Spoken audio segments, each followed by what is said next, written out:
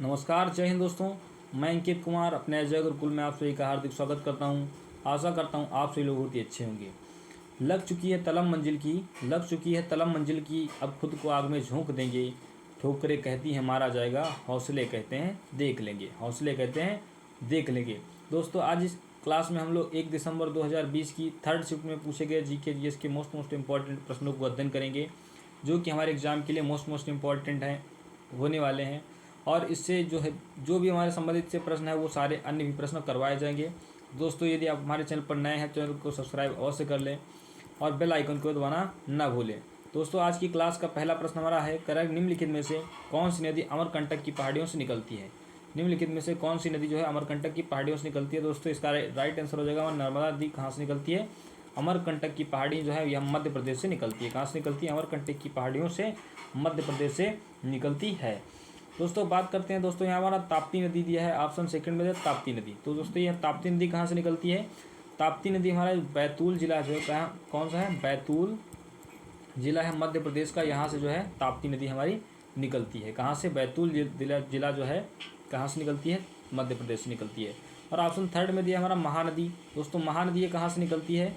महानदी हमारी कहाँ से निकलती है? ये हमारा जो है रायपुर जिला है। कौन सा? रायपुर जिला जो है छत्तीसगढ़ का। कहाँ का? छत्तीसगढ़ से निकलती है। कहाँ से? छत्तीसगढ़ रायपुर से निकलती है। कौन सी नदी? हमारी महानदी। बात करते हैं यहाँ पर हमारा ऑप्शन फोर्थ में दिया कावेरी नदी। दोस्तों, कावेरी नदी कहाँ से निकलती है? ये कर्नाटक से निकलती है। कर्नाटक से कावेरी नदी निकलती है। कहाँ से? ब्रह्मगिरी की पहाड़ियों से। कहाँ से? ब्रह्मगिरी की पहाड़ियों से जो है हमारी कावेरी नदी निकलती है। बढ़ते हैं दोस्तों अगले प्रश्न की ओर। अगला प्रश्न देखते हैं हमारा क्या है।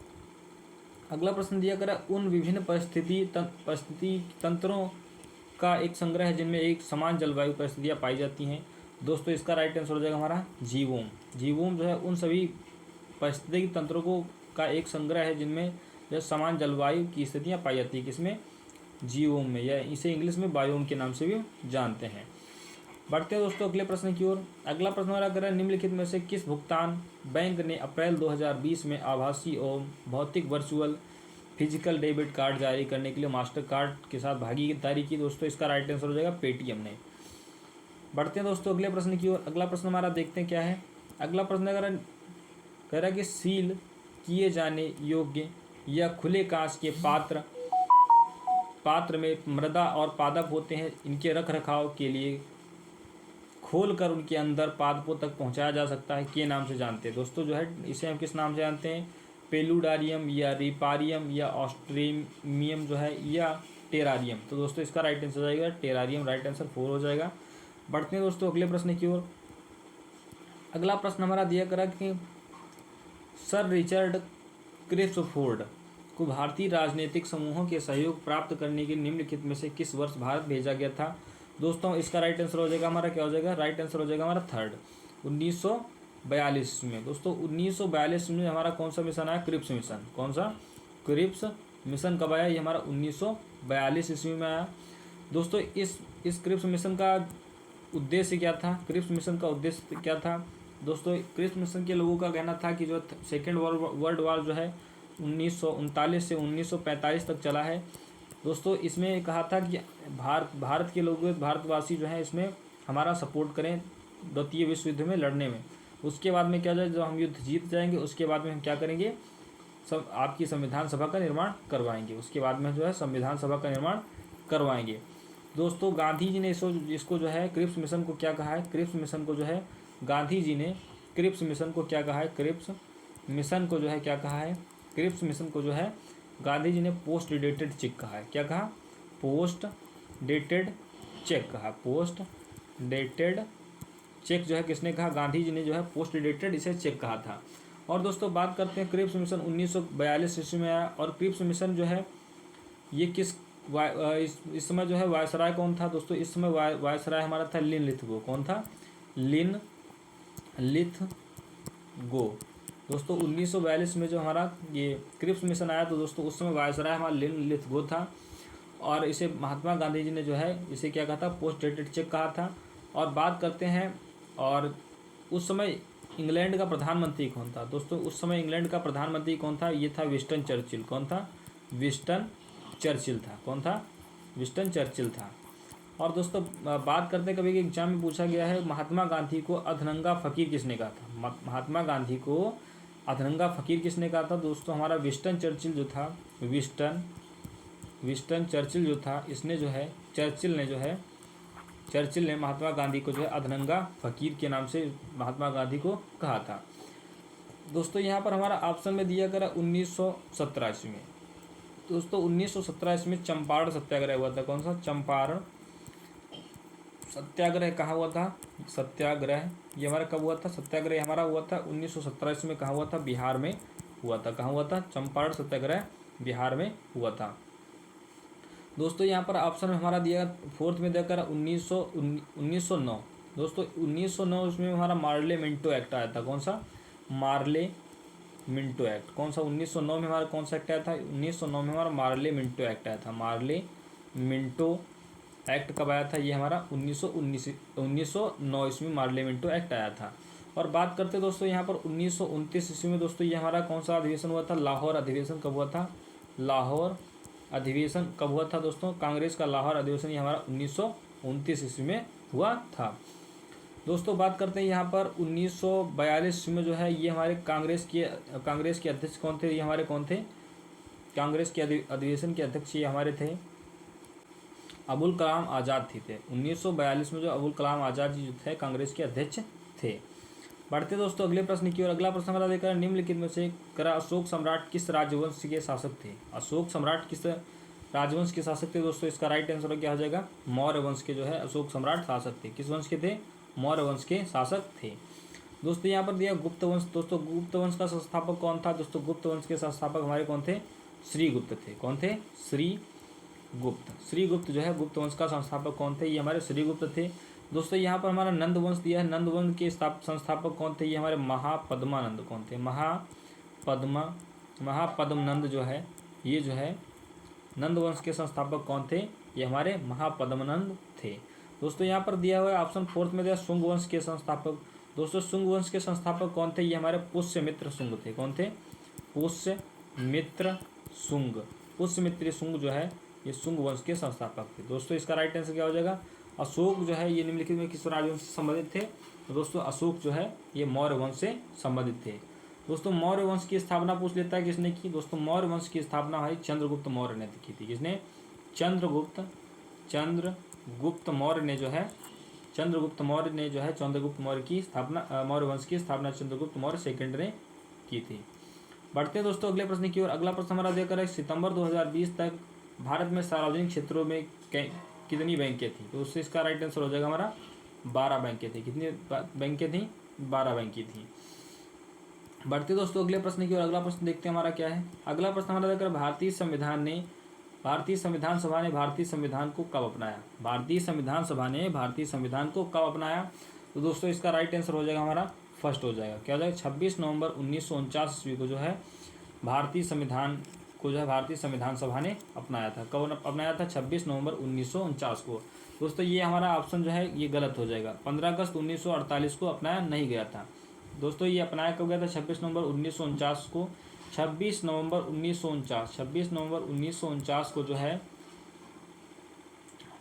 हमारे संविधान के कुल 16 आर्टिकल लागू कर दिए गए थे। कितने अनुच्छेद?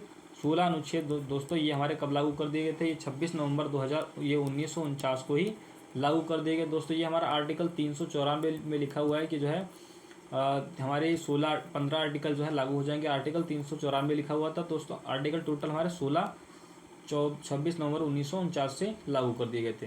दोस्तों बात करते हैं दोस्तों कांग्रेस की पहला अधिवेशन कब हुआ था? दोस्तों पहला अधिवेशन हमारा 9 दिसंबर 1946 ईस्वी को हुआ था। कब हुआ था? 1946 ईस्वी को हुआ था।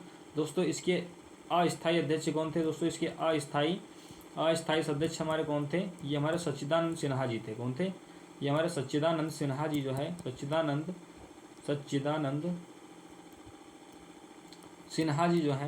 सच्चिदानंद सिन्हा जी जो है इसके अस्थायी मेंबर कौन थे? ये हमारे सच्चिदानंद सिन्हा जी थे। उसके बाद में दोस्तों 11 दिसंबर 1946 को 11 अगस्त 1946 को जो है संविधान सभा के स्थायी अध्यक्ष कौन बने? स्थायी अध्यक्ष कौन बने?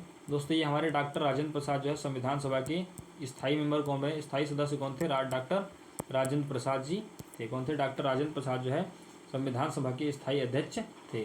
दोस्तों संविधान सभा की जो है अंतिम बैठक कब हुई? दोस्तों संविधान सभा की अंतिम बैठक ये हमारी 24 जनवरी 1950 ईस्वी को जो है संविधान सभा की अंतिम बैठक हुई थी। कब हुई थी? 24 जनवरी 1950 ईस्वी को हुई थी। दोस्तों इस दिन जो है हमारा राष्ट्रपति का चुनाव कराया गया था और जो 26 जनवरी 1950 ईस्वी को जो है भारत के राष्ट्रपति डॉक्टर राजेंद्र प्रसाद को घोषित कर दिया। डॉक्टर राजेंद्र प्रसाद जी को 26 जनवरी 1950 ईस्वी को भारत का राष्ट्रपति नियुक्त कर दिया गया था। दोस्तों इस दिन से हमारा भारत जो है गणतंत्र पूर्ण रूप से गणतंत्र हो गया था। तो दोस्तों इसका राइट आंसर क्या हो जाएगा? 26 नवंबर 1949 ईस्वी को भारत का संविधान आंशिक रूप से अपनाया गया था। बढ़ते दोस्तों अगले प्रश्न की ओर। अगला प्रश्न हमारा दिया गया निम्नलिखित में से निम्नलिखित में से किस वर्ष में भारतीय राष्ट्रीय कांग्रेस के लाहौर अधिवेशन में जवाहरलाल नेहरू अध्यक्ष के रूप में अध्यक्ष चयन किया गया था? तो दोस्तों इसका राइट आंसर क्या हो जाएगा? राइट आंसर इसका हो जाएगा 1929। आप सभी को बताया 1929 में लाहौर अधिवेशन हुआ था। दोस्तों लाहौर अधिवेशन की अध्यक्षता जो है ये किसने की थी? हमारे जवाहरलाल नेहरू जी ने की थी। दोस्तों ये 1928 की बात करते हैं। दोस्तों 1927 में पहले बात करते हैं। 1927 में जो है साइमन कमीशन का गठन किया गया था। कब? साइमन कमीशन का गठन कब किया गया था? दोस्तों ये हमारा 1927 में गठन किया गया था। और बात करते हैं दोस्तों साइमन कमीशन का गठन 1927 में होता है। और साइमन कमीशन जो है ये भारत कब आया? साइमन कमीशन भारत में जो है 1928 ईस्वी में भारत आ गया था।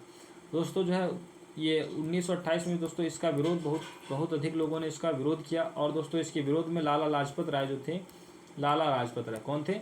लाला लाजपत राय जो थे, लाला लाजपत राय दोस्तों इनकी मृत्यु जो है इनके सर पर जो है लाठी लग जाने के कारण लाला लाजपत राय की जो है कुछ दिनों के बाद मौत हो गई थी।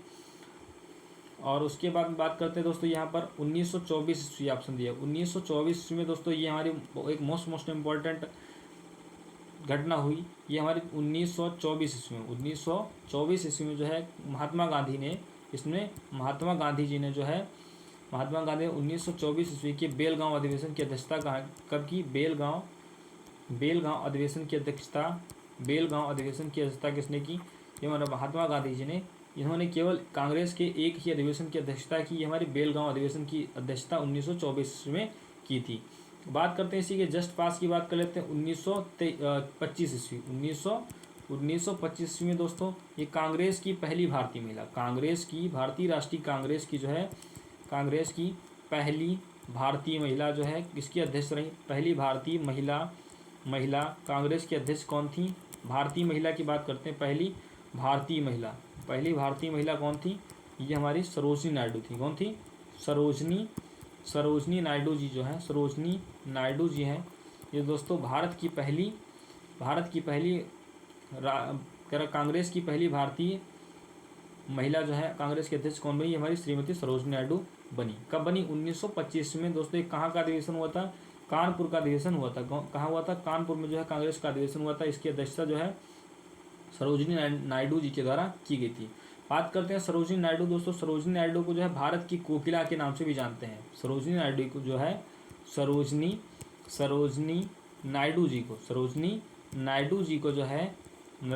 को जो है भारत की कोकिला, जिस नाम से भारत की कोकिला के नाम से भी जानते हैं। किस नाम से? भारत की कोकिला के नाम से जानते हैं किसको? सरोजनी नायडू जी को। सरोजनी नायडू जी ने जो है इनके जन्म दिवस पर हम जो है 13 फरवरी को जो है राष्ट्रीय महिला दिवस कब मनाते हैं? दोस्तों राष्ट्रीय महिला दिवस सरोजनी नायडू के जन्म दिवस पर हम 13 फरवरी को राष्ट्रीय महिला दिवस मनाते हैं। और 13 फरवरी को और कौन सा दिवस मनाते हैं? दोस्तों 13 फरवरी को हम विश्व रेडियो दिवस भी मनाते हैं। कब मनाते हैं? विश्व रेडियो दिवस भी कब मनाते हैं? ये हम 13 जो है फरवरी को मनाते हैं। सरोजनी नायडू जी की जो है पूछ लेता है कि उत्तर प्रदेश की पहली महिला राज्यपाल कौन थी? दोस्तों ये भी हमारे सरोजनी नायडू जी थी। कौन थी? सरोजनी नायडू जी जो है कि उत्तर प्रदेश की पहली महिला राज्यपाल थी। ये दोस्तों सरोजनी नायडू के बारे में कुछ जानकारी थी। और पढ़ते हैं दोस्तों अगले प्रश्न की ओर। अगला प्रश्न देखते हैं हमारा क्या है अगला प्रश्न दिया गया, निम्नलिखित में से किस तत्व की विषाक्तता के कारण इटाई इटाई रोग होता है? किस तत्व की विषाक्तता के कारण इटाई इटाई रोग होता है? दोस्तों ये जो है कैडमियम जो है, इसके कारण जो है कौन सा रोग होता है? ये हमारा इटाई इटाई रोग हो जाता है। दोस्तों हमारा ऑप्शन में दिया गया जो है पारा। पारा जो है, पारा की अधिकता से शरीर में कौन सा रोग होता है? दोस्तों पारा की अधिकता से हमारे शरीर में कौन सा रोग हो जाता है? ये हमारा हो जाता है मिनी माता रोग। कौन सा? मिनी माता रोग हो जाता है। कौन सा? मिनी माता रोग जो है, पारा की अधिकता से जो है कौन सा रोग हो जाता है? ये हमारा मिनी माता रोग हो जाता है। जो है नाइट्रेट की अधिकता से कौन सा रोग होता है? नाइट्रेट पूछ लेता है, कभी कभी एग्जाम में पूछ लेता है, नाइट्रेट की अधिकता से कौन सा रोग होता है? नाइट्रेट की अधिकता से कौन सा रोग होता है? दोस्तों नाइट्रेट की अधिकता से ब्लू बेबी सिंड्रोम होता है। कौन सा? ब्लू बेबी सिंड्रोम होता है। कौन सा? ब्लू बेबी सिंड्रोम किसकी अधिकता से होता है? दोस्तों नाइट्रेट की अधिकता से ब्लू बेबी सिंड्रोम हो जाता है। दोस्तों हमारा मोस्ट इम्पॉर्टेंट क्या है? जो है इटाई इटाई रोग का कारण क्या होता है? हमारा कैडमियम जो है विषाक्त तत्व की जो है विषाक्तता के कारण, कैडमियम के कारण इटाई इटाई रोग होता है। पारा की अधिकता से मिनी माता रोग हो जाता है और नाइट्रेट की अधिकता से ब्लू बेबी सिंड्रोम हो जाता है। बढ़ते दोस्तों अगले प्रश्न की ओर। अगला प्रश्न हमारा देखकर है, सितंबर 2020 में विश्व ओपन ऑनलाइन शतरंज टूर्नामेंट के जो है 48वें संस्करण निम्नलिखित में से किसने जीता? दोस्तों इसका राइट आंसर हो जाएगा हमारा 2020 में पी इनियन ने जीता था। बढ़ते हैं दोस्तों अगले प्रश्न की ओर। अगला प्रश्न देखते हैं हमारा क्या है। अगला प्रश्न देखकर निम्नलिखित में से किस अनुच्छेद के अनुसार भारत के सर्वोच्च न्यायालय के पास संसद द्वारा दिए गए किसी भी निर्णय या आदेश की समीक्षा करने का अधिकार होता है? दोस्तों जो है कह रहा कि भारत के सर्वोच्च न्यायालय के पास संसद द्वारा किसी भी निर्णय या आदेश की समीक्षा करने का अधिकार किसके पास होता है? ये हमारा सुप्रीम कोर्ट के पास होता है। अगर चाहे राष्ट्रपति या लोकसभा या राज्यसभा संसद का कोई भी बिल पास होना है, कोई भी विधेयक पास होना है, तो दोस्तों अगर सुप्रीम कोर्ट कहेगी ये बिल सही है तो दोस्तों उसे वही जो है बिल पास होगा, नहीं तो वो नहीं पास होगा। जब सुप्रीम कोर्ट और संसद दोनों राजी होंगे तभी हम कुछ कर सकते हैं, नहीं तो अगर सुप्रीम कोर्ट कह देगी ये जो है ये ठीक नहीं है तो दोस्तों वो जो अधिवेशन वो नहीं होगा। दोस्तों इसका राइट आंसर हो जाएगा 137 अनुच्छेद में कहा गया है कि जो सुप्रीम कोर्ट है संसद द्वारा किसी भी जो है निर्णय पर अपना जो है क्या करेगी, इसकी समीक्षा करेगी ठीक है कि नहीं ठीक है। दोस्तों यहाँ पर आर्टिकल हमारा दिया हुआ है आर्टिकल 143। आर्टिकल 143 में कहा गया कि राष्ट्रपति सुप्रीम कोर्ट से किसी मामले के लिए जो है सुप्रीम कोर्ट से सलाह ले सकता है। सुप्रीम कोर्ट से सलाह ले सकता है। दोस्तों ये आर्टिकल 143 में लिखा है कि राष्ट्रपति जो है कुछ विशेष स्थितियों में जो सुप्रीम कोर्ट से सलाह ले सकता है। ये हमारा आर्टिकल 143 में लिखा हुआ है। बढ़ते हैं दोस्तों अगले प्रश्न की ओर। अगला प्रश्न हमारा देखकर है कि ब्रह्मांड में पाई जाने वाली सबसे प्रचुर और सबसे हल्की गैस कौन सी है? दोस्तों यहाँ पर हम एग्जाम में क्या कर जाते हैं, एग्जाम में हम क्या करते हैं, यहाँ पर हमने देखा कि ब्रह्मांड में सबसे प्रचुर गैस, प्रचुर देखा, ब्रह्मांड हम भूल गए, पढ़ा तो हमने ब्रह्मांड में, लेकिन हम ब्रह्मांड भूल गए। हमने कहा प्रचुर मात्रा में कौन सी होती है? ऑप्शन ए में दिया नाइट्रोजन। ठोक के आगे कि हमारा 1 नंबर ये पक्का हो गया, ये तो कोई काट ही नहीं सकता। दोस्तों हमने ब्रह्मांड की ओर गौर बिल्कुल भी नहीं किया, यहाँ पर ब्रह्मांड दिया हुआ है और क्या किया, वहाँ से आए और हमने 1 नंबर अपना जोड़ लिया। पड़ोसी ने पूछा कौन सा तुम्हारा ये जो हमारा प्रश्न दिया था, ब्रह्मांड में पाई जाने वाली सबसे प्रचुर हल्की गैस कौन थी? कहा ये किसको नहीं पता है, तो बच्चे को पता है, नाइट्रोजन गैस होती है। तब वो दिखाया कहेगा बच्चा इसको ध्यान से पढ़ो, देखो क्या लिखा है, ब्रह्मांड में पाई जाने वाली सबसे हल्की और प्रचुर और हल्की गैस कौन सी है? तब अरे जैसे ही तुमने कहा अरे, तुरंत तुम्हारा 0.5 नंबर तुम्हारे पास से भी चला गया। दोस्तों हमारा 1 नंबर तो और था, हमारा 1 नंबर के बाद में 0.5 नंबर और चला गया। तो दोस्तों इसलिए हम प्रश्न को हमें बहुत ही ध्यान से पढ़ना है। जैसे निकलेगा तुम्हारे मुख से ओ, जैसे निकलेगा ओ, तुरंत 1.25 नंबर तुम्हारा गया। दोस्तों इसलिए हमें क्वेश्चन को एग्ज़ाम में बहुत ही ध्यान से पढ़ना है और टाइम हम लोगों के पास बहुत है, 1 घंटा 30 मिनट टाइम है, 1 घंटा 30 मिनट टाइम है, जिसमें 15 ही तो मैथ के क्वेश्चन करने हैं और 25 रीजनिंग के करने हैं और इसमें जीके जीएस के करने, बाकी सारे 50 नंबर की जीके जीएस, 10 नंबर का कंप्यूटर करना है। आप सभी लोग आधा घंटे में जीके जीएस निपटा दोगे, बचेगा 1 घंटा मैथ रीजनिंग आराम से कर सकते हो। तो जल्दबाजी किसी बात की नहीं है और ध्यान से प्रश्न को पढ़ेंगे और उसका ध्यान से आंसर लगाएंगे, सारे क्वेश्चन ऑप्शन पढ़ के ही उसका आंसर लगाएं। दोस्तों यहाँ पर क्या ब्रह्मांड में पाई जाने वाली सबसे प्रचुर गैस कौन सी है दोस्तों, ये हमारी हाइड्रोजन गैस है। ब्रह्मांड की बात करते हैं दोस्तों, हाइड्रोजन की बात करते हैं। और बात करते हैं पृथ्वी पर सर्वाधिक कौन सी गैस पाई जाती है, तो दोस्तों इसका राइट आंसर हो जाएगा नाइट्रोजन गैस।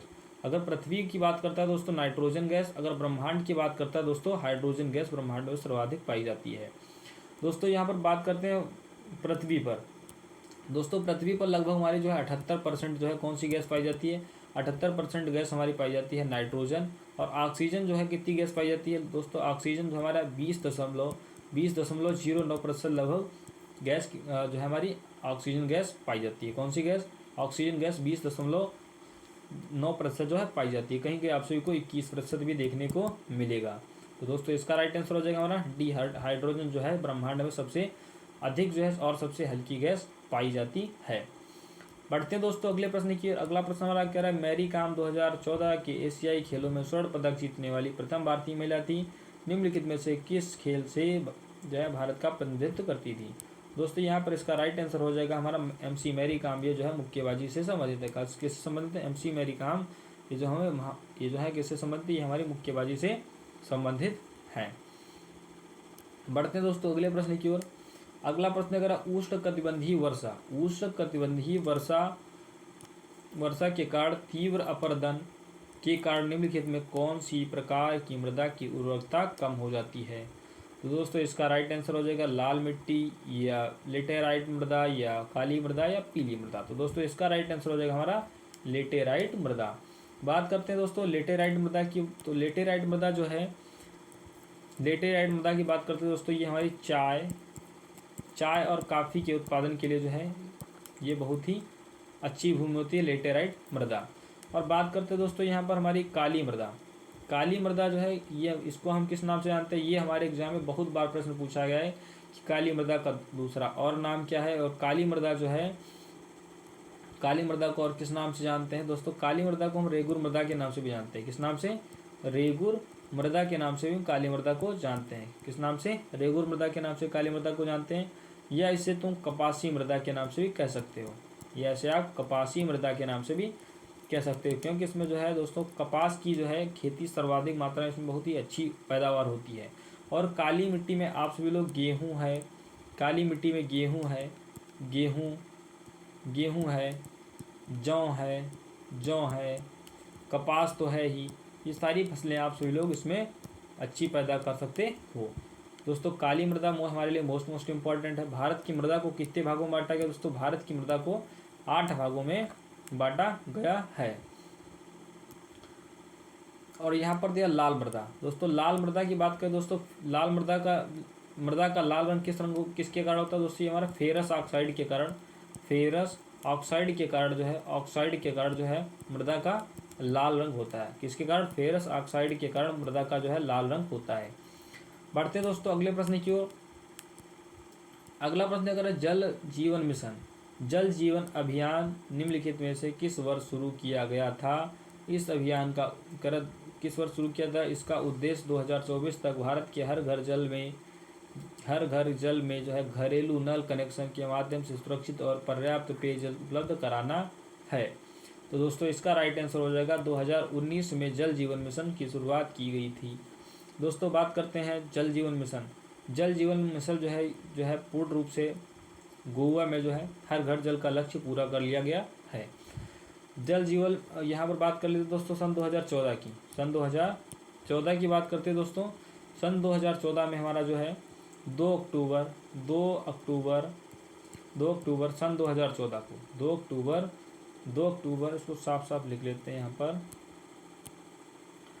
2 अक्टूबर 2014 को जो है गांधी जी के जन्म दिवस पर स्वच्छ भारत मिशन कब शुरू किया था, स्वच्छ भारत मिशन कब शुरू किया गया था, स्वच्छ भारत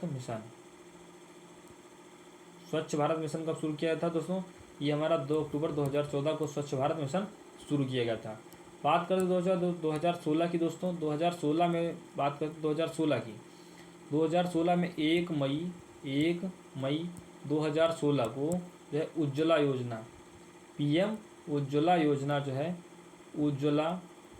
PM उज्ज्वला योजना जो है कब शुरू की गई थी, ये हमारी कब शुरू की थी 1 मई 2016 2016 को बलिया उत्तर प्रदेश से शुरू की थी। कहाँ से?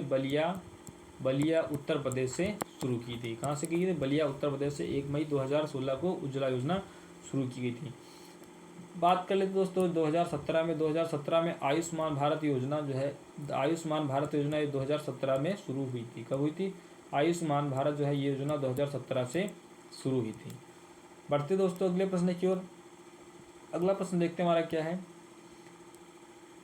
अगला प्रश्न हमारा दिया गया हुआ कह रहा है कि 2019 में यूपीआई ऐप भारत पे ब्रांड एम्बेसडर के रूप में निम्नलिखित में से किसका चयन किया गया है? तो दोस्तों इसका राइट आंसर हो जाएगा सलमान खान को जो है इससे चयन किया गया था, इसका ब्रांड एम्बेसडर बनाया गया था। बढ़ते हैं दोस्तों अगले प्रश्न की ओर। अगला प्रश्न आएगा निम्नलिखित में से गंगा नदी दूधगंगा नदी निम्नलिखित में से किस नदी की सहायक नदी है? गंगा नदी जो है किस नदी की सहायक नदी है? तो दोस्तों इसका राइट आंसर हो जाएगा ये हमारी कृष्णा नदी की सहायक नदी है। दोस्तों बात करते हैं यहाँ पर यमुना नदी। दोस्तों यमुना नदी की कौन सी सहायक नदियाँ हैं? यमुना नदी की हमारी कौन सी सहायक नदियाँ हैं? चंबल है, कौन सी? चंबल है, बेतवा है, कौन सी? चंबल है, बेतवा है और केन है। कौन सी? चंबल है, बेतवा है, केन है, जो है किसकी? यमुना नदी की सहायक नदियाँ हैं। बात करते हैं दोस्तों यहाँ पर गोदावरी नदी की। दोस्तों गोदावरी नदी की जो है बात करते हैं ये कहाँ से निकलती है? दोस्तों नासिक के जो है कहाँ से? त्रियंबकम की पहाड़ी नासिक महाराष्ट्र में नासिक से निकलती है। कहाँ से निकलती है? नासिक से निकलती है। कहाँ से निकलती है? महाराष्ट्र नासिक से निकलती है। दोस्तों इसकी प्रमुख सहायक नदियाँ कौन कौन सी हैं? दोस्तों इसकी प्रमुख सहायक नदियाँ हमारी पेन गंगा है। कौन सी है? पेन गंगा है, पेन गंगा है। इंद्रावती है, कौन सी है? इंद्रावती है, कौन सी? इंद्रावती है। मंजीरा है, कौन सी है? मंजीरा है, मंजीरा है, कौन सी है? मंजीरा है। और जो है इसकी पूर्णा है, ये इसकी सहायक नदियाँ हैं। और पूर्णा है, ये जो है गोदावरी की नदियाँ सहायक नदी हैं। दोस्तों गोदावरी नदी को जो है हम वृद्ध गंगा के नाम से भी जानते हैं। किस नाम से? कभी के एग्जाम में हमारे पूछा गया प्रश्न है कि वृद्ध गंगा के नाम से किस नदी को जानते हैं? दोस्तों ये हम जो है गोदावरी नदी को हम वृद्ध गंगा के नाम से भी जानते हैं। किस नाम से? वृद्ध गंगा नदी के नाम से जो है हम किसको जानते हैं? ये हम जानते हैं गोदावरी नदी को। यमुना की बात आप सभी को बताएं कि यमुना नदी कहाँ से निकलती है? यमुना नदी दोस्तों यमुनोत्री से निकलती है। कहाँ से निकलती है? यमुनोत्री उत्तराखंड से निकलती है। कहाँ से निकलती है? यमुनोत्री उत्तराखंड से निकलती है। और यमुना नदी है जो ये जो है गंगा नदी में जो है ये प्रयागराज में मिल जाती है। कहाँ मिल जाती है? प्रयागराज में यमुना नदी जो है गंगा नदी में मिल जाती है। दोस्तों बात करते हैं ऑप्शन थर्ड में है ब्रह्मपुत्रा नदी। कौन सी? ब्रह्मपुत्रा नदी की बात करते हैं दोस्तों। ब्रह्मपुत्रा नदी कहाँ से निकलती है?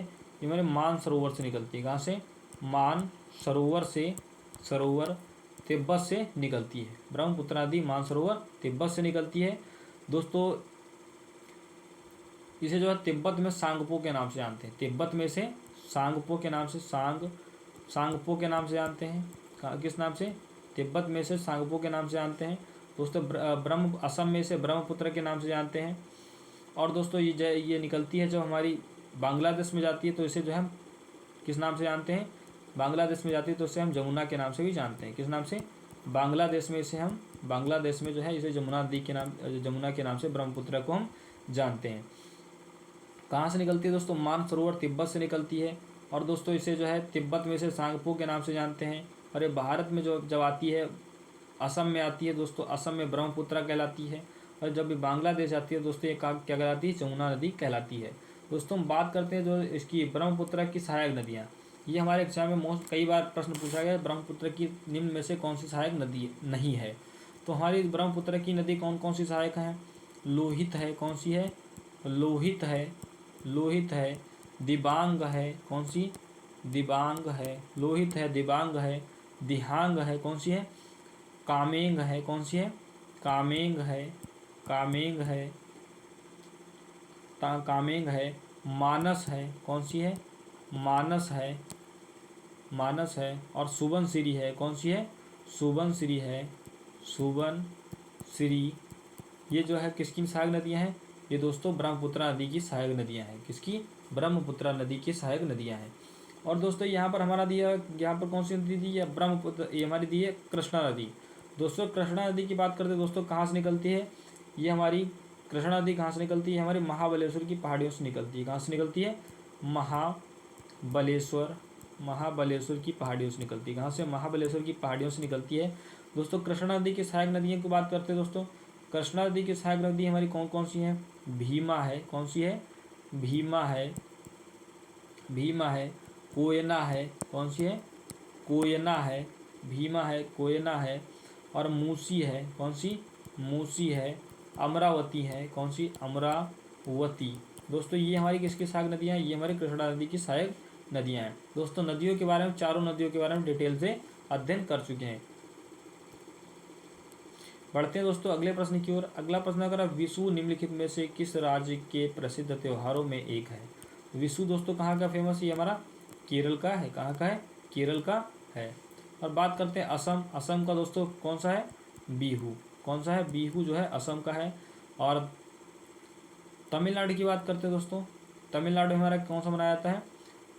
तमिलनाडु में हमारा पोंगल है। पोंगल कहाँ मनाया जाता है? पोंगल है। पोंगल कहाँ मनाया जाता है दोस्तों? पोंगल हमारा तमिलनाडु में मनाया जाता है। बढ़ते दोस्तों अगले प्रश्न की ओर। अगला प्रश्न हमारा देखते हैं क्या है। अगला प्रश्न है बेस्ट कॉस्ट्यूम डिजाइन श्रेणी में ऑस्कर पुरस्कार जीतने वाली प्रथम भारतीय व्यक्तित्व निम्नलिखित में से कौन थी या था? इसका राइट आंसर हो जाएगा हमारा रोहित बल या नीता लुल्ला या भानु अथैया या रितु कुमार। तो दोस्तों इसका राइट आंसर हो जाएगा हमारा थर्ड, भानु अथैया जो है बेस्ट कॉस्ट्यूम डिजाइन के लिए ऑस्कर पुरस्कार के लिए उन्होंने जीता था। बढ़ते हैं अगले प्रश्न की ओर। अगला प्रश्न अगर सांची स्मारक सर्वोत्तम तरीके से संरक्षित भारतीय बौद्ध स्तूपों में एक है। यह स्मारक निम्नलिखित में से किस राज्य में स्थित है? कौन सा? सांची स्तूप। यहाँ पर दिया वगैरह सांची स्मारक। कौन सा? सांची स्मारक की हमारा कहाँ स्थित है? ये हमारा मध्य प्रदेश में स्थित है। कहाँ स्थित है? ये हमारा सांची का स्तूप कहाँ का जो है प्रसिद्ध है? ये हमारा मध्य प्रदेश का। दोस्तों ये किस धर्म से संबंधित है? दोस्तों सांची स्तूप ये जो हमारा बौद्ध धर्म से संबंधित है। यहाँ पर बताएगा बौद्ध स्तूपों से संबंधित है। बौद्ध स्तूप भगवान बुद्ध से संबंधित। भगवान बुद्ध के बारे में आप सभी को हम पिछली क्लास में डिटेल से बता चुके हैं। भगवान बुद्ध का जन्म कब हुआ था? भगवान बुद्ध का जन्म 563 ईसा पूर्व में जो है ईसा पूर्व में जो है कहाँ हुआ था? लुम्बिनी। कहाँ हुआ था? लुम्बिनी नेपाल में हुआ था। कहाँ हुआ था? लुम्बिनी नेपाल में हुआ था। लुम्बिनी नेपाल में हुआ था। और दोस्तों इनके बचपन का नाम क्या था? दोस्तों इनके बचपन का नाम सिद्धार्थ था। भगवान बुद्ध के बचपन का नाम था सिद्धार्थ। और इनके पिता का नाम क्या था? इनके पिताजी का नाम था शुद्धोधन। इनके पिताजी का नाम था शुद्धोधन। और इनकी माता का नाम था महामाया। क्या था? इनकी माता का नाम था महामाया था। इनकी माता का नाम क्या था? महामाया था। दोस्तों महामाया जी का जो है कुछ दिनों के बाद महामाया जी का निधन हो गया।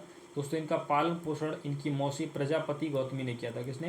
प्रजापति गौतमी जी ने जो है इनका लालन पालन भगवान बुद्ध का किसने किया था?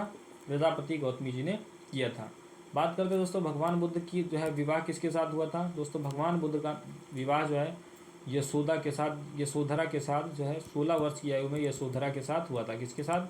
यशोधरा के साथ भगवान बुद्ध का जो है विवाह यशोधरा के साथ हुआ था। उसके बाद में जो है भगवान बुद्ध के घर में एक जो है पुत्र राहुल का जन्म हुआ था। किसका? राहुल का पुत्र राहुल जो है यशोधरा के जो है कोख से किसका जन्म हुआ था? दोस्तों राहुल का जन्म हुआ था। उसके बाद में कुछ विशेष दृश्य देखने के बाद भगवान बुद्ध को जो है गृह त्याग करना पड़ा। दोस्तों भगवान बुद्ध जो है 29 वर्ष की अवस्था में कई बार एग्जाम में पूछा गया भगवान बुद्ध ने गृह कब त्याग किया था? दोस्तों भगवान बुद्ध ने 29 वर्ष की अवस्था में गृह त्याग कर दिया था। और गृह त्याग की करना दोस्तों क्या कहलाती है? ये हमारी क्या कहलाती है? महाभिनिष्क्रमण। गृह त्याग की घटना क्या कहलाती है? कौन सी कहलाती है? महाभिनिष्क्रमण कहलाती है। महाभिनिष्क्रमण जो है भगवान बुद्ध की गृह त्याग की घटना क्या कहलाती है? महाभिनिष्क्रमण कहलाती है। उसके बाद में दोस्तों 35 वर्ष की अवस्था में भगवान बुद्ध को जो है ज्ञान की प्राप्ति कहाँ हुई थी? भगवान बुद्ध को ज्ञान की प्राप्ति बोध गया बिहार में हुई थी। कहाँ हुई थी? बोध गया बिहार में हुई थी। भगवान बुद्ध को ज्ञान की प्राप्ति बोध गया बिहार में निरंजना नदी के तट पर हुई थी। और जो है बोध नामक वृक्ष को कटवाया किसने था? बोध नामक वृक्ष को कटवाया किसने था? दोस्तों ये बोध नामक वृक्ष जो है भगवान बुद्ध को जिस वृक्ष के नीचे ज्ञान की प्राप्ति हुई थी इस वृक्ष को किसने कटवाया था? इस प्रश्न का आंसर आप सभी लोग कमेंट बॉक्स में बताओगे। कमेंट बॉक्स में बताओगे कि भगवान बुद्ध ने जो है जिस पेड़ के नीचे भगवान बुद्ध ने ज्ञान की प्राप्ति की थी, उस वृक्ष को किसने कटवाया था। और भगवान बुद्ध की बात करते हैं, बोध गया बिहार में ज्ञान की प्राप्ति हुई। भगवान बुद्ध ने अपना पहला उपदेश कहाँ दिया था? दोस्तों भगवान बुद्ध ने अपना पहला उपदेश ऋषिपत्तनम सारनाथ में दिया था। सारनाथ में दिया था। ये भी हमारे एग्जाम में कई बार रिपीटेड क्वेश्चन है। और सारनाथ में इस घटना को क्या नाम से, किस नाम से जानते हैं? धम्म चक्र प्रवर्तन के नाम से, धम्म चक्र प्रवर्तन के नाम से भी हम जानते हैं इस घटना को। और उसके बाद भगवान बुद्ध ने सर्वाधिक उपदेश कहाँ दिए? हमारे श्रावस्ती में जो है भगवान बुद्ध ने अपने सर्वाधिक उपदेश कहाँ दिए थे? ये हमारे श्रावस्ती में दिए थे। उसके बाद भगवान बुद्ध ने सर्वाधिक उपदेश श्रावस्ती में दिए थे। और भगवान बुद्ध की जो है मृत्यु कब हुई थी? भगवान बुद्ध की मृत्यु जो है 483 ईसा पूर्व में, 483 ईसा पूर्व में जो है कहाँ हुई थी? ये हमारी कुशीनगर उत्तर प्रदेश में हुई थी। कहाँ हुई थी? कुशीनगर उत्तर प्रदेश में इनकी मृत्यु हुई थी। दोस्तों मृत्यु की घटना क्या कहलाती है? भगवान बुद्ध की मृत्यु की घटना हमारी महापरिनिर्वाण कहलाती है। कौन सी? परिनिर्वाण के नाम से इसे हम जानते हैं। किस घटना को? भगवान बुद्ध के जो है मृत्यु की प्राप्ति कब हुई थी? जो है 483 ईसा पूर्व में जो है परिनिर्वाण की मृत्यु की घटना क्या कहलाती है? परिनिर्वाण कहलाती है। दोस्तों यहाँ पर हमारा दिया कर, यहाँ पर इसका राइट आंसर क्या हो जाएगा? राइट आंसर थर्ड हो जाएगा। बात करते हैं कर्नाटक की। दोस्तों कर्नाटक जो है ये दोस्तों सोने के उत्पादन के लिए कोलार की खानें, कहाँ? कोलार की खान जो है कहाँ की फेमस है? हमारी कर्नाटक की कोलार की खानें फेमस हैं। बात करते हैं दोस्तों उत्तर प्रदेश की। उत्तर प्रदेश तो जनसंख्या के मामले में टॉप पर कौन है? उत्तर प्रदेश है। और यहाँ पर कुल खाद्यान्न के उत्पादन में बात करते हैं दोस्तों, ये कुल खाद्यान्न के उत्पादन में उत्तर प्रदेश का कौन सा स्थान है? दोस्तों खाद्यान्न के मामले में उत्तर प्रदेश का पहला स्थान है। बात करते हैं गेहूँ के उत्पादन में भी, आलू के उत्पादन में भी, किसका? गन्ने के उत्पादन में भी उत्तर प्रदेश का पहला स्थान है। बात करते हैं दोस्तों मध्य प्रदेश की। दोस्तों मध्य प्रदेश जो है दलहनों में जो है मध्य प्रदेश का फर्स्ट स्थान है। और बात करते हैं आंध्र प्रदेश, तो आंध्र प्रदेश जो है यहाँ पर जो है अभ्रक का सर्वाधिक उत्पादन, किसका? अभ्रक की खान जो है कहाँ पाई जाती है? अभ्रक, सर्वाधिक अभ्रक कहाँ पाया जाता है? ये आंध्र प्रदेश से लगभग 71% कहाँ से प्राप्त किया जाता है? आंध्र प्रदेश। आंध्र प्रदेश जो है भारत से 71% लगभग जो है अभ्रक प्राप्त किया जाता है। बढ़ते हैं अगले प्रश्न की ओर। अगला प्रश्न अगर अगस्त 2020 में रामनाथ कोविंद ने कितने भारतीयों को राष्ट्रीय खेल पुरस्कार प्रदान किया? तो इसका राइट आंसर हो जाएगा 74 लोगों को जो है ये पुरस्कार प्रधानमंत्री जो है राष्ट्रपति रामनाथ कोविंद जी ने करवाया था। दोस्तों बात करते हैं रामनाथ कोविंद जी जो है 2020 में थे। वर्तमान में कौन है? वर्तमान में जो है श्रीमती द्रौपदी मुर्मू। वर्तमान में कौन है? श्रीमती द्रौपदी मुर्मू जो है द्रौपदी मुर्मू जो है वर्तमान भारत की राष्ट्रपति कौन है? द्रौपदी मुर्मू जी हैं। दोस्तों राष्ट्रपति हमारा भारत का राष्ट्रपति होगा, हमारे किस आर्टिकल में लिखा हुआ है? दोस्तों भारत का राष्ट्रपति होगा हमारा आर्टिकल 52 में लिखा है भारत का राष्ट्रपति होगा। आर्टिकल 53 में लिखा राष्ट्रपति के पास कार्यपालिका की शक्तियाँ होंगी। और आर्टिकल 53 में ही कहा गया भारत का राष्ट्रपति होगा वो सर्वोच्च सेना का कमांडर कौन होगा? सर्वोच्च सेना का चीफ कौन होगा? वो हमारा प्रेसिडेंट होगा। आर्टिकल 54 में दिया हुआ कह जो है उसके निर्वाचक मंडल में कौन कौन होने वाला है? आर्टिकल 55 में दिया हुआ है कह उसकी निर्वाचन की रीत यह है। आर्टिकल 56 में दिया उसका कार्यकाल दिया हुआ है। आर्टिकल 57 में हमारा क्या दिया हुआ है?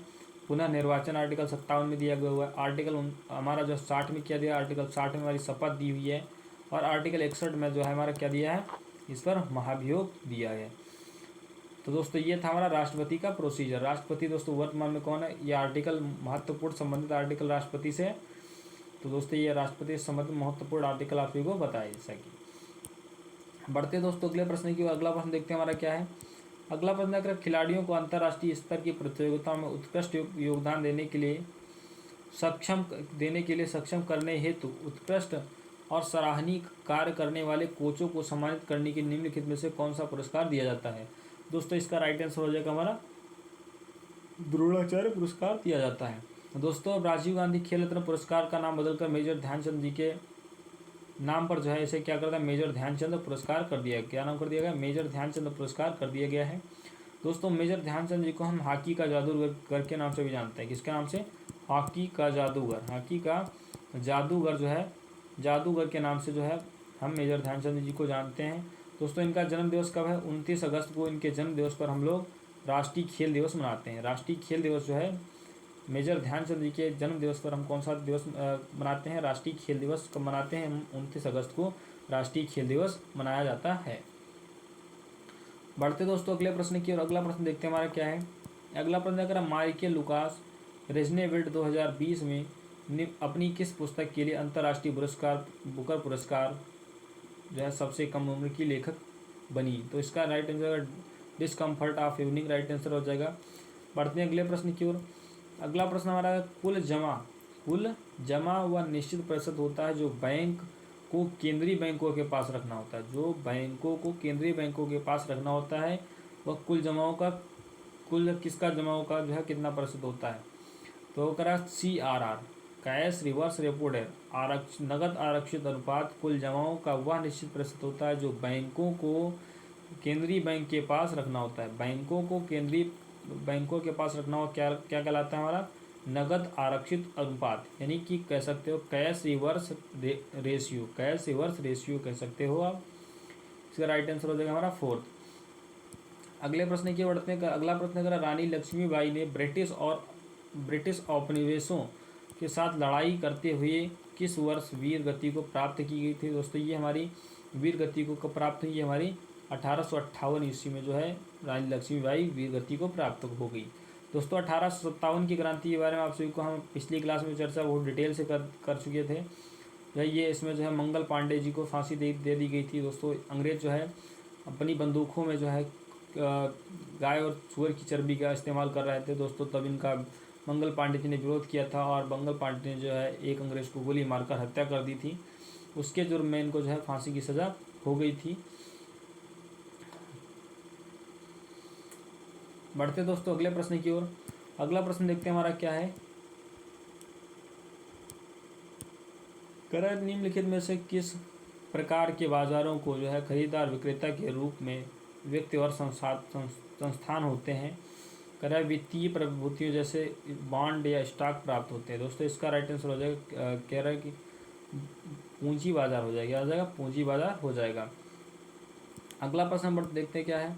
अगला प्रश्न हमारा निम्नलिखित राजवंशों में किस शासनकाल के दौरान गोलकुंडा के किले का निर्माण कराया गया था? दोस्तों इसका राइट आंसर हो जाएगा हमारा काकतीय जो है राजवंशों का शासन था। दोस्तों गोलकुंडा एक बहुत ही फेमस स्थान है। कहाँ का फेमस स्थान? ये हमारा आंध्र प्रदेश का फेमस स्थान है। कहाँ का फेमस है? आंध्र प्रदेश का स्थान जो है बहुत ही मोस्ट इम्पॉर्टेंट है। दोस्तों क्यों फेमस है? दोस्तों गोलकुंडा की खान जो है आंध्र प्रदेश में जो है यहाँ से जो है कोहिनूर का हीरा कौन सा हीरा?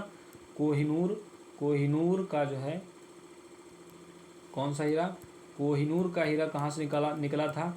दोस्तों हमारे आंध्र प्रदेश की जो है गोलकुंडा की खानों से कोहिनूर का हीरा निकला था। दोस्तों उस समय इसका वेट कितना था? उस समय वेट दोस्तों इसका 150 ग्राम इसका वेट था। उसके बाद में इसे जो है दिल्ली सल्तनत के हाथ में लगा। शाहजहाँ ने इसे जो है अपने मयूर सिंहासन में जोड़ा। जो शाहजहाँ ने अपना मयूर सिंहासन बनाया था उसमें शाहजहाँ ने जो है मयूर सिंहासन में इस कोहिनूर हीरे को लगवाया था। उसके बाद में दोस्तों यहाँ पर एक मोहम्मद शाह रंगीला शासक है। उसके शासनकाल में नादिर शाह ने जो है इस पर अटैक किया और नादिर शाह ने अटैक करने के बाद में ये कोहिनूर हीरा लेकर अफ़गान चला गया। दोस्तों नादिर शाह जो है अफ़गानी था। कौन था? अफ़गानी था। दोस्तों अटैक किया इसने जो है ये यहाँ से लेकर चला गया। इसने ही कहा ये जो है ये हीरा बहुत ही अमूल्य हीरा है। इसे ही इसने जो है क्या कहा? इसने जो है कोहिनूर का हीरा इसी ने कहा था। उसके बाद में दोस्तों अफ़गान जो है अफ़गानों के पास पहुंच गया। अफ़गानों के पास से शाह सूजा नामक एक जो है अफ़गान था। वो उसकी जो है मदद जो है राणा रणजीत सिंह ने जो है सिख धर्म के गुरु थे राणा रणजीत सिंह जो है सुकर चकिया मिशन से समझते हैं। किससे? सुकर चकिया मिशन से जो है राणा रणजीत सिंह संबंधित थे। राणा रणजीत सिंह जो है शाह सूजा को जो है गद्दी पर बैठने के लिए मदद की थी। तो शाह सूजा ने जो है राणा रणजीत सिंह को राणा रणजीत सिंह को जो है ये फिर से ये कोहिनूर का हीरा किसने दिया था? शाह सूजा ने दिया था। किसने? शाह सूजा ने फिर वापस जो है किसको दे दिया था? महाराणा रणजीत सिंह को दे दिया था।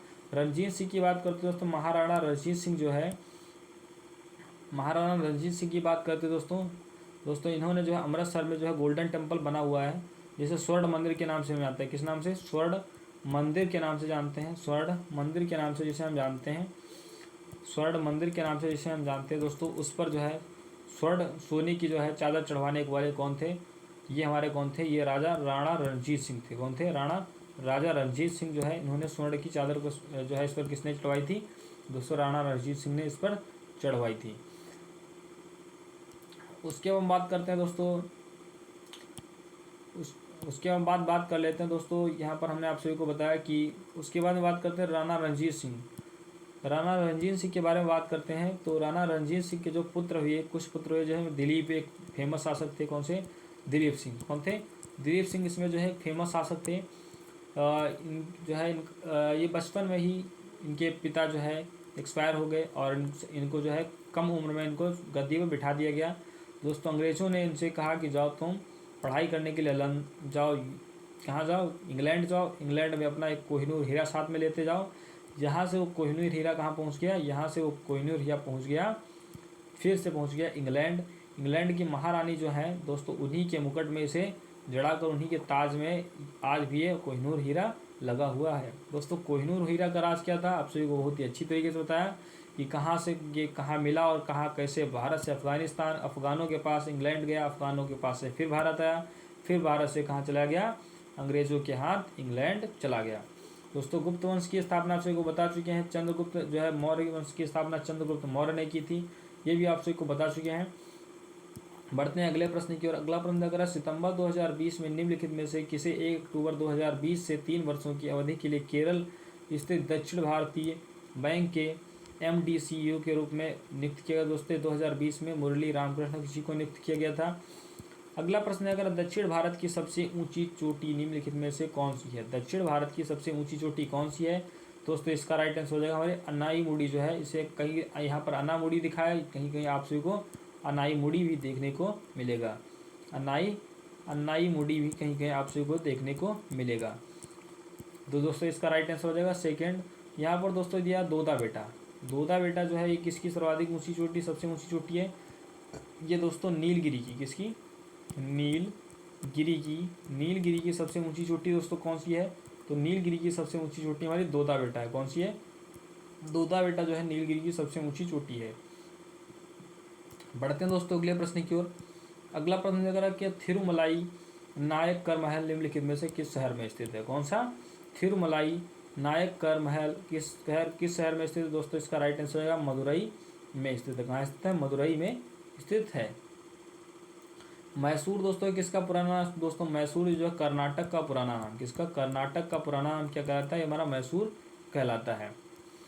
बढ़ते हैं अगले प्रश्न की ओर। अगला प्रश्न देखते हैं हमारा क्या कर रहा है। वित्त विधेयक केवल में प्रस्तुत किया जा सकता है? वित्त विधेयक केवल कहाँ प्रस्तुत किया जाता है दोस्तों? ये हमारा वित्त विधेयक केवल हमारा कहाँ वित्त विधेयक हमारा कहाँ जो है प्रस्तुत किया जा सकता है दोस्तों? ये हमारा प्रस्तुत किया जा सकता है लोकसभा में। केवल कहाँ प्रस्तुत किया जा सकता है? लोकसभा में केवल वित्त विधेयक पेश किया जा सकता है। यहाँ पर दोस्तों RBI दिया है, ऑप्शन में दिया RBI। दोस्तों RBI के बारे में बात तो सभी को पिछली क्लास में बता चुकी है। RBI की जो है स्थापना एक्ट जो है कि एक्ट कब का था? एक्ट दोस्तों 1934 ईस्वी का कब का था? 1934 का एक्ट था। 1935 में इसकी स्थापना हुई। कब हुई? 1935 में इसकी स्थापना हुई। यंग हिल्टन आयोग था। कौन सा आयोग था? यंग हिल्टन आयोग था। यंग हिल्टन आयोग क्या इसे हम शाही आयोग के नाम से भी जानते हैं? किस नाम से? शाही आयोग के नाम से भी जानते हैं। RBI की स्थापना 1935 में यंग हिल्टन आयोग या शाही आयोग। इसका स्थापना जो है इसका राष्ट्रीयकरण 1 जनवरी 1949 का इसका राष्ट्रीयकरण हुआ था। दोस्तों इसके बारे में बहुत ही अच्छी तरीके से चर्चा कर चुके हैं। दोस्तों यहाँ पर राज्यसभा लोकसभा और जो है सरला के नाम से आप सभी को ट्रिक याद करें, सरला। उससे सात से क्या होगा हमारा? सात संसद हो गया, राज्यसभा हो गया, लास्ट से लोकसभा हो गया।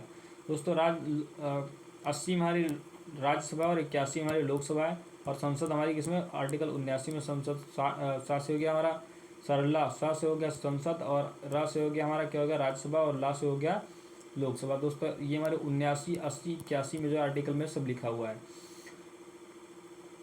बढ़ते दोस्तों अगले प्रश्न की ओर। अगला प्रश्न अगर आर्टिकल 32 संविधान के किस भाग से संबंधित है? दोस्तों इसका राइट आंसर हो जाएगा हमारा थर्ड हो जाएगा, राइट आंसर फोर्थ हो जाएगा हमारा भाग 3 से संबंधित है।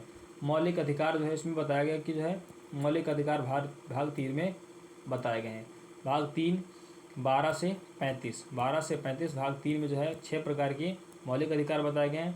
जो है आर्टिकल 32 को हम संवैधानिक उपचारों का अधिकार कहते हैं। किस नाम से जानते हैं? संवैधानिक उपचारों का अधिकार, संवैधानिक उपचारों का अधिकार, संवैधानिक उपचारों का अधिकार किसे जानते हैं हम? ये दोस्तों जानते हैं आर्टिकल 32 को। दोस्तों अगर किसी को कोई समस्या होती है मौलिक अधिकारों से संबंधित, किसी के मौलिक अधिकारों का हनन हो रहा है, तो दोस्तों सुप्रीम कोर्ट में जा सकता है और अपनी याचिका दायर कर सकता है और सुप्रीम कोर्ट उसकी जो है सुनवाई करेगी। सुप्रीम कोर्ट जो 6 प्रकार की रिट जारी करेगी। कितने प्रकार की? 6 प्रकार की रिट जो है सुप्रीम कोर्ट जारी करेगी। दोस्तों इसका राइट आंसर क्या हो जाएगा? राइट आंसर हो जाएगा थर्ड हो जाएगा। थर्ड भाग में हमारे क्या बताएगा? मौलिक अधिकार बताएगा। 6 मौलिक अधिकार वर्त में बताए गए हैं। यहाँ पर दिया गया है कि देखो भाग 2 में दिया नागरिकता। भारत में भाग 2 में 5 से 11 है। 5 से 11 भाग 2 में क्या नागरिकता बताई गई है। और भाग जो है यहाँ पर हमारा फर्स्ट दिया गया। भाग फर्स्ट में क्या दिया गया? भाग फर्स्ट हमारा 1 से 4 तक, 1 से 4 तक जो है भाग फर्स्ट में इंडिया दैट इज़ भारत, इसमें लिखा है आर्टिकल 1 में लिखा है India that is Bharat shall be union of state. India जो कि जो है भारत जो है राज्यों का संघ है। किसका? राज्यों का संघ है। राज्यों का संघ है दोस्तों। ये हमारा आर्टिकल 1 में कहा गया कि भारत जो है राज्यों का संघ है। और आर्टिकल बात करते हैं आर्टिकल 2 में क्या लिखा है दोस्तों? आर्टिकल 2 में क्या लिखा है? आर्टिकल 2 में लिखा है कि भारत जो है नए राज्यों का जो है विलय, नए राज्यों का विलय। जैसे दोस्तों ये हमारा कौन सा राज्य की स्थापना हुई थी? सिक्किम जो है ये हमारा किसमें? आर्टिकल 2 के तहत दोस्तों इसका विलय भारत में किया गया था। और दोस्तों आर्टिकल 3 की बात करते हैं दोस्तों। आर्टिकल 3 है तो संसद जो है नए राज्यों की सीमा, नाम, इनका निर्धारण कौन करेगा? संसद करेगी। आर्टिकल 3 में लिखा है दोस्तों। आर्टिकल 4 में क्या लिखा है?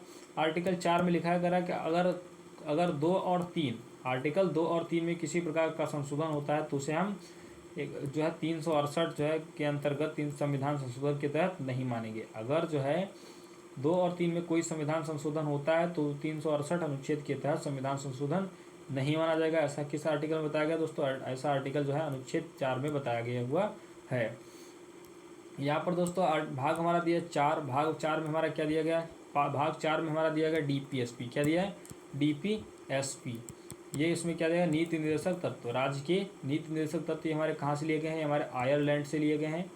आयरलैंड से लिए गए हैं। कहाँ से लिए गए? आयरलैंड से DPSP लिए गए हैं दोस्तों। आयरलैंड से लिए गए हैं। बात करते हैं दोस्तों आयरलैंड से लिए गए हैं दोस्तों। नीति निर्देशक तत्व जो है इनके उल्लंघन होने पर जो है आप सुप्रीम कोर्ट में याचिका नहीं दायर कर सकते हैं दोस्तों। इसमें जो है हमारा जो है आर्टिकल बात करते हैं। आर्टिकल 40 में क्या बताया गया दोस्तों? ग्राम पंचायतों का गठन आर्टिकल 40 में बताया गया है दोस्तों। आर्टिकल 39A की बात करें दोस्तों। आर्टिकल 39A के अंतर्गत क्या बताया गया है? आर्टिकल 39A के अंतर्गत बताया गया निःशुल्क विधिक सहायता। क्या बताया गया? निःशुल्क विधिक सहायता आर्टिकल हमारा 39 में बताया गया है। आर्टिकल 39 में आप सभी को बताया गया निःशुल्क विधिक सहायता। 40 में आप सभी को बताया। 44 में हमारा क्या है? समान सिविल संहिता आर्टिकल किसमें दिया? आर्टिकल 44 में दिया है। बात करते हैं दोस्तों आर्टिकल 45। आर्टिकल 45 में क्या दिया हुआ है? आर्टिकल 45 में दिया हुआ है हमारा जो है 6 वर्ष से नीचे 0 से 6 वर्ष तक के बच्चों को निःशुल्क शिक्षा की व्यवस्था आर्टिकल हमारा 45 में लिखा हुआ है दोस्तों। ये हमारा आर्टिकल, ये हमारा नीति निर्देशक तत्व कितने हैं, कहाँ से कहाँ तक है दोस्तों? ये हमारे 36 से 51 तक है। 36 से 51 तक दोस्तों। आर्टिकल 51 में क्या लिखा हुआ है? अंतर्राष्ट्रीय शांति जो है इस किस आर्टिकल में लिखा है दोस्तों? आर्टिकल जो है 51 में अंतर्राष्ट्रीय शांति लिखी है। बात करते हैं दोस्तों आर्टिकल 50 में क्या लिखा हुआ है? आर्टिकल 50 में क्या लिखा है? आर्टिकल 50 में लिखा है कि न्यायपालिका और कार्यपालिका की शक्तियों का पृथक्करण। किसका? न्यायपालिका और कार्यपालिका की शक्तियों का पृथक्करण आर्टिकल 50 में लिखा है। और आर्टिकल 49 की बात करते हैं दोस्तों। आर्टिकल 49 में जो है राज्य में जो है स्मारकों की सुरक्षा करना दोस्तों, ये हमारा आर्टिकल 49 में लिखा हुआ है। किसमें? आर्टिकल 49 में लिखा है। आर्टिकल 48A के अंतर्गत दोस्तों कृषि से संबंधित है और कृषि व्यापार से संबंधित दोस्तों। आर्टिकल 48A के अंतर्गत बताया वन्य जीव का संरक्षण। आर्टिकल 48 में बताया गया वन्य जीव का संरक्षण और बात करते हैं दोस्तों आर्टिकल 47। आर्टिकल 47 की बात करते हैं दोस्तों। आर्टिकल 47 के अंतर्गत बताया गया है मादक पदार्थों पर नियंत्रण, मादक पदार्थों पर रोक जो है, मादक पदार्थों पर रोक जो है, ऐसा जो है किस आर्टिकल में बताया गया है दोस्तों, ऐसा हमारा 47 आर्टिकल में बताया गया है। आप सभी को बताया बहुत सारे आर्टिकल, मोस्ट इंपॉर्टेंट आर्टिकल बताए। आर्टिकल 39A के अंतर्गत निःशुल्क विधिक सहायता जो है ये हमारा 42वां कॉन्स्टिट्यूशन अमेंडमेंट हुआ था। कब हुआ था? 42वां कॉन्स्टिट्यूशन अमेंडमेंट 1976 में हुआ था। इसके द्वारा निःशुल्क विधिक सहायता आर्टिकल 39 में जोड़ा गया। 39A के अंतर्गत 40 में हमारा ग्राम पंचायत, 44 में समान सुविधा संहिता, 45 में 0 से 6 वर्ष तक के सभी बच्चों को निःशुल्क शिक्षा की व्यवस्था। आर्टिकल 46 के अंतर्गत आपसे को आर्टिकल 46 के अंतर्गत अल्पसंख्यकों लिए दोस्तों ये हमारा दिया हुआ है। आर्टिकल 47 की बात करें दोस्तों, मादक पदार्थों पर निषेध रोक है। आर्टिकल 48 में बताया आप सभी को कृषि से संबंधित है। आर्टिकल 48A के अंतर्गत दोस्तों वन्य जीव के संरक्षण से संबंधित है। और आर्टिकल 49 की बात करते हैं दोस्तों, राज्य जो है ये क्या करेगा? स्मारकों की अपनी सुरक्षा करेगा। आर्टिकल 50 में बताया गया निःशुल्क, आर्टिकल 50 में न्यायपालिका और कार्यपालिका की शक्तियों का पृथक्करण। आर्टिकल 51 में बताया गया है अंतर्राष्ट्रीय शांति। और आर्टिकल 51A के अंतर्गत क्या दिए? हमारे मौलिक कर्तव्य दिए गए हैं। आर्टिकल 51A के अंतर्गत हमारे मौलिक कर्तव्य दिए गए हैं। ये हमारे कहाँ से लिए गए थे दोस्तों? मौलिक कर्तव्य हमारे रसिया के संविधान से लिए गए। कहाँ से लिए गए? रूस से मौलिक कर्तव्य लिए गए हैं। वर्तमान में कितने मौलिक कर्तव्य? वर्तमान में 11 मौलिक कर्तव्य हैं। 11वां मौलिक कर्तव्य हमारा कब जोड़ा गया दोस्तों? ये हमारा 46वां कॉन्स्टिट्यूशन अमेंडमेंट। कौन सा? 46वां जो है कॉन्स्टिट्यूशन अमेंडमेंट 2002 के द्वारा शिक्षा को मौलिक अधिकार के रूप में घोषित कर दिया गया। पढ़ते हैं दोस्तों अगले प्रश्न की ओर। अगला प्रश्न करा, अमीर खुसरो एक शाही कवि थे दोस्तों। ये हमारा निम्नलिखित में से ये किसके शिष्य थे दोस्तों? अमीर खुसरो ये हमारे सैयद निजामुद्दीन औलिया के शिष्य थे। किसके? सैयद निजामुद्दीन औलिया के शिष्य थे। बढ़ते हैं अगले प्रश्न की ओर। अगला प्रश्न हमारा है, भारत सरकार ने द्वितीय पिछड़ा आयोग की स्थापना नियुक्त किस वर्ष में की थी दोस्तों? पिछड़ा आयोग की स्थापना हमारी 1949 में की गई थी। कब की गई थी? 1949 में पिछड़ा वर्ग की जो है नियुक्त की गई थी। बढ़ते हैं दोस्तों अगले प्रश्न की ओर। अगला प्रश्न अगर मत्स्य उत्पादन पर पर्यावरणीय नियंत्रण में सुधार के लिए आधारित कृषि जो प्रणाली विकसित की गई थी दोस्तों। ये हमारी कौन सी प्रणाली विकसित की गई थी? ये हमारी बायोफाल प्रणाली विकसित की गई थी। अगला प्रश्न अगर 2020 में आर्थिक सर्वेक्षण के अनुसार 2019-20 से अप्रैल से सितंबर तक चालू घाटा 2.1 के मुकाबले जीडीपी हो गया है 1.5 हो गया। कितना हो गया? 1.5 2020 में था। पढ़ते हैं अगले प्रश्न की ओर। अगला प्रश्न अगर नल्ला माला की पहाड़ियाँ निम्नलिखित में से किस राज्य में स्थित है? कौन सी? नल्ला माला की पहाड़ियाँ किस राज्य में स्थित है? इसका राइट आंसर हो जाएगा आंध्र प्रदेश में स्थित है। बढ़ते हैं अगले प्रश्न की ओर। अगला प्रश्न अगर सेना और गणतंत्र दिवस की परेड में जो है सेना दल का नेतृत्व करने वाली प्रथम महिला सेना अधिकारी कौन का गौरव किसने हासिल किया?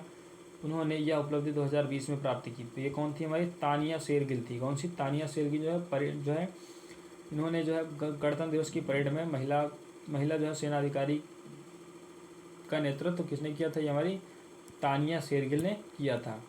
अगला प्रश्न अगर भारतीय संविधान का प्रथम संविधान संशोधन निम्नलिखित में से किस वर्ष लागू हुआ?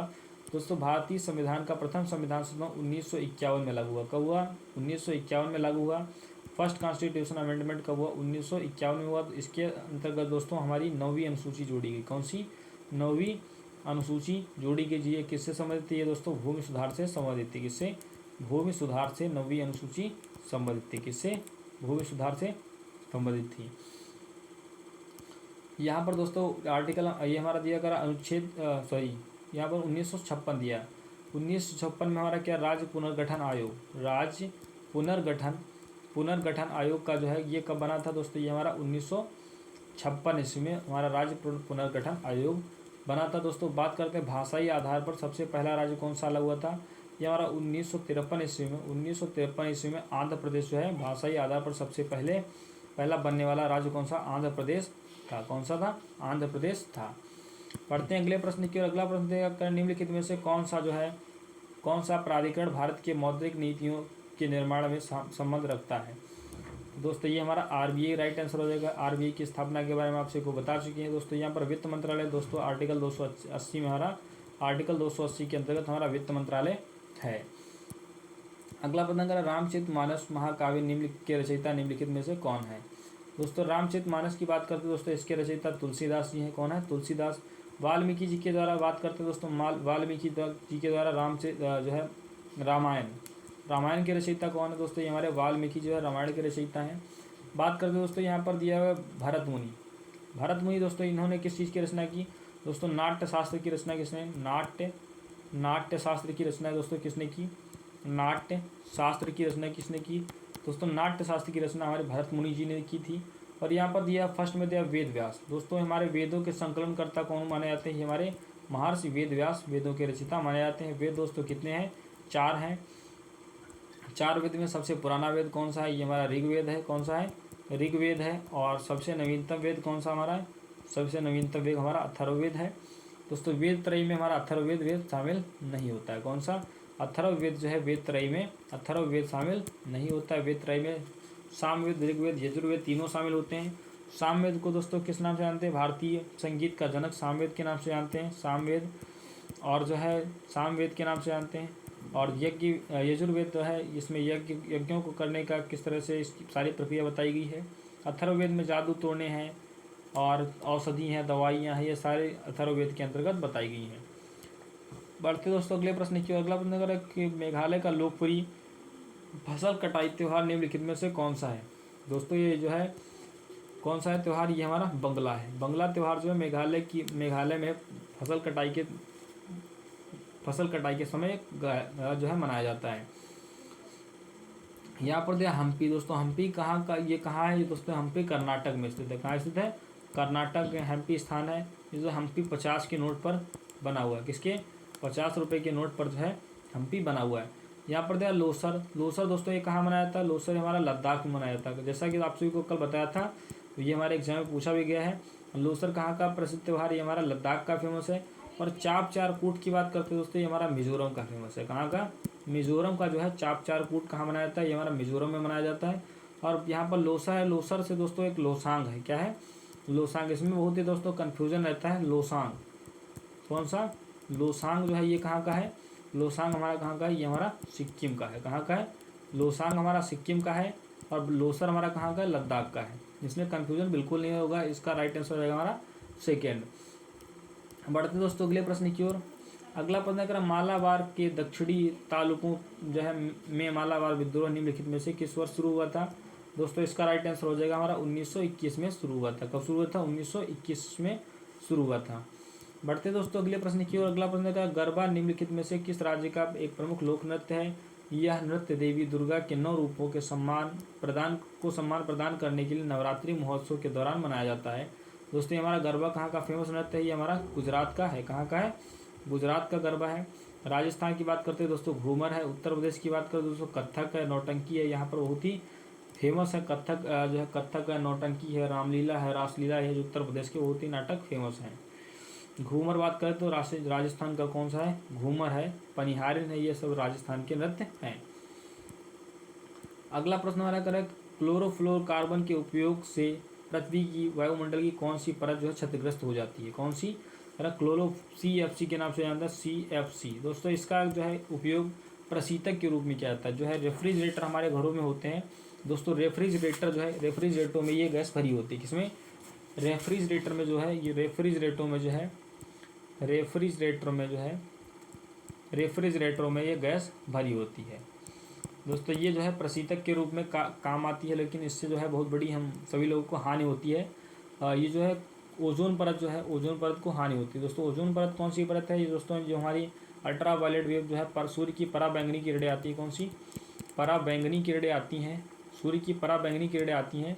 दोस्तों सूर्य की पराबैंगनी किरणों को जो है ओजोन परत बचाती है। जो है पराबैंगनी किरणें यदि हमारी पृथ्वी पर आ जाएंगी तो हमारे मनुष्य के शरीर में, जानवरों के शरीर में स्किन कैंसर हो जाएगा। कौन सा?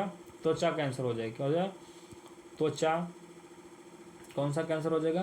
त्वचा का कैंसर जो है, त्वचा का कैंसर ये हमारा सूर्य की पराबैंगनी किरणों से त्वचा का कैंसर हो जाता है। दोस्तों ये जो लगी हुई है ओजोन परत, ये हमारे पराबैंगनी से किरणों से रक्षा करती है। ओजोन परत की बात करते दोस्तों जो है, कुछ वैज्ञानिकों ने इसे माना है कि ओजोन परत जो है ये हमारी कहाँ है, ये इसकी लेयर 52 जो है 32 किलोमीटर से 60 किलोमीटर के बीच में मानी है। दोस्तों कुछ ने 18 से 50 के बीच में मानी है। दोस्तों अलग अलग सभी का मानना है। बात करते दोस्तों यहाँ पर हमारा ओजोन मंडल हो गया, आयन मंडल हो गया। इसमें क्या होता है, इसमें जो है सभी को आयन मिलेंगे। क्या मिलेंगे, आयन मिलेंगे। यहाँ पर क्षोभ मंडल दिया है, क्षोभ मंडल होता है, समताप मंडल होता है, हमारा आयन मंडल होता है।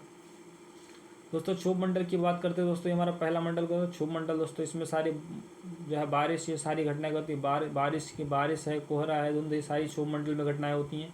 उसके ऊपर होता है समताप मंडल। समताप मंडल में क्या होता है, समताप मंडल में हमारे एरोप्लेन उड़ते हैं। किस मंडल में, समताप मंडल में उड़ते हैं। यहाँ पर कोई भी घटना नहीं घटित होती है। दोस्तों इसका राइट आंसर हो जाएगा हमारा थर्ड, ओजोन परत जो है ये जो हमारी सूर्य के पराबैंगनी किरणों से हमारी रक्षा करती है। अगला बंदा करीना कपूर खान। करीना कपूर खान के साथ उसके ब्रांड एम्बेसडर के रूप में 2 वर्षों का अनुबंध 2020 से शुरू किया गया। दोस्तों ये प्यूमा ने जो है, करीना कपूर ने प्यूमा के साथ उसके ब्रांड एम्बेसडर के रूप में 2 वर्षों के साथ अनुबंध पर साइन किया है। अगला प्रश्न हमारा देखते हैं क्या है। अगला बंदा कर रहा है IBEF, वाणिज्य और उद्योग मंत्रालय द्वारा स्थापित एक ट्रस्ट है। दिए गए विकल्पों में इसका सही पूर्ण रूप क्या है। दोस्तों इसका राइट आंसर हो जाएगा हमारा India Brand Equity Foundation. India Brand Equity Foundation इसका फुल फॉर्म हो जाएगा IBEF। India, I for India, B for हो जाएगा हमारा ब्रांड, E फॉर इक्विटी और F फॉर हो जाएगा हमारा फाउंडेशन हो जाएगा। पढ़ते हैं अगले प्रश्न की ओर। अगला प्रश्न हमारा दिया कर the God of small thing. The God of small thing जो है ये किसकी पुस्तक की, हमारी अरुंधति राय जी की है। राइट आंसर थर्ड हो जाएगा। और बढ़ते हैं अगले प्रश्न की ओर। अगला प्रश्न होगा हल्दी घाटी का युद्ध निम्नलिखित में से किस वर्ष लड़ा गया। हल्दी घाटी का युद्ध किस वर्ष लड़ा गया, हमारे 1976 ईस्वी में हल्दी घाटी का युद्ध लड़ा गया। दोस्तों बात करते हैं हल्दी घाटी का। दोस्तों अकबर और किसके बीच में लड़ा गया था, अकबर और महाराणा के प्रताप के बीच में जो है हल्दी घाटी का युद्ध लड़ा गया था। दोस्तों आप सभी को क्लास कैसी लगी, और इस क्लास से आप सभी को इस बात का पता चलता है हमारे इस एग्जाम में कहाँ से प्रश्न बन रहे हैं। हिस्ट्री से आप सभी को प्रश्न देखने को मिल रहे हैं। किससे, हिस्ट्री से आप सभी को बहुत ही अधिक प्रश्न देखने को मिल रहे हैं। जैसा कि आपने सभी ने देखा है, बौद्ध धर्म से आप सभी को हमने 2 दिन से 3-4 प्रैक्टिस हमारे लगातार हो चुके हैं। सारे प्रश्न सब में हमारा बौद्ध धर्म जरूर पूछा जा रहा है। नहीं तो बौद्ध धर्म की शाखा पूछ लेगा कि बौद्ध धर्म की कौन सी संगति कहाँ हुई, या तो बौद्ध भगवान बुद्ध के जन्म से संबंधित कुछ पूछ लेगा। यहाँ पर जैसे हल्दी घाटी का युद्ध हो गया, अभी आप सबको गोलकुंडा के बारे में बताया। हिस्ट्री जो है हमारे दिल्ली पुलिस एग्जाम के लिए मोस्ट इम्पॉर्टेंट साबित होने वाली है। और करंट के क्वेश्चन भी आप सभी को 10 से 12 क्वेश्चन आप सभी को करंट को देखने के मिल रहे हैं। और हमारे एग्ज़ाम में एक जो है खास चीज़ मिल रही है आप सभी को कि हमारे एग्ज़ाम में 50 क्वेश्चनों में एक जो है बुक जरूर पूछी जा रही है। एक बुक जरूर पूछी जा रही है। कल भी पूछी गई, आज भी हमारी गॉड ऑफ स्मॉल थिंग, ये किसकी, अरुंधति राय जी की पुस्तक है। ये आज हमारे एग्ज़ाम में पूछी गई है।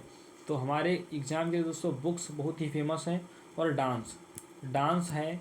डांस हमारा देखो अभी पूछा गया लोसर कहाँ का फेमस है, लोसर पूछा है कहाँ का है। और शुरू जो का अभी यहाँ पर सबसे फर्स्ट में जो केरल में जो अभी आप सभी को बताया था वो पूछा गया था।